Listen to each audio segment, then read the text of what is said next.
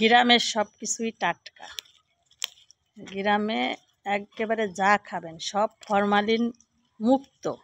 আর আমরা ঢাকা শহরে যারা থাকি সব খাই ফরমালিন যুক্ত খাবার। এই যে একদম এই পুঁই শাক মাঠ থেকে একদম কাইটে নিয়ে আইছি, একেবারে ঝোপস কাইটে নেই। এখন তরতাজাটা একদম বাইসে কুটে এখনই রান্না করে খাবো।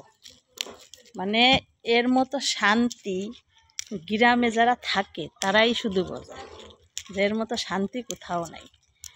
কিন্তু সমস্যাও আছে, যেমন শহরে আপনি যা করবেন সেটা আপনার ইচ্ছা, আপনারে কেউ জ্ঞানও দিতে আসবে না, আপনার পিছনেও কেউ লাগতে আসবে না।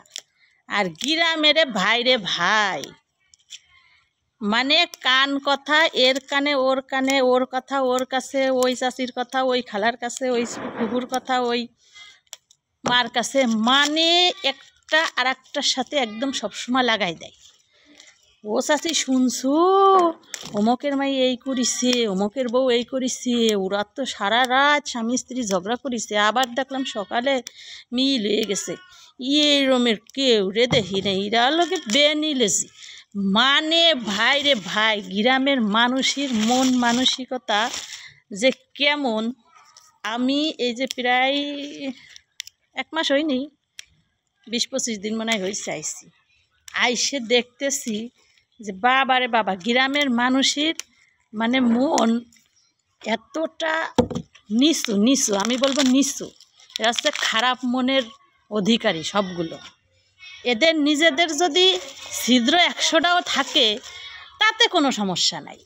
আপনার যদি একটা ছিদ্র থাকবে, ওই একটা ছিদ্রের ভিতর দিয়ে ওই সুতা কীভাবে দিয়ে গাইতে গাইতে গাইতে গাইতে এরকম বড় বানায় আর একজনের কাছে বলা যাবে, সেই চিন্তায় থাকে। নিজের 100টা থাক, তাতে সমস্যা নাই।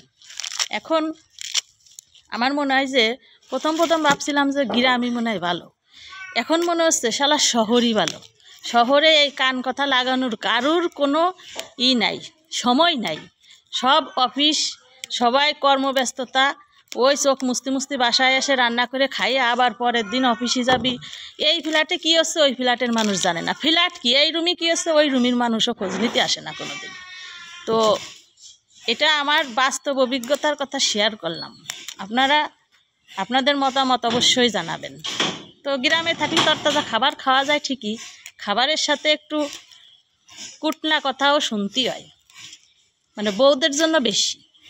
এই সব বউরা ধুমাইয়ে কমেন্ট করবা তো। সবাই ভালো থাকো, টাটা।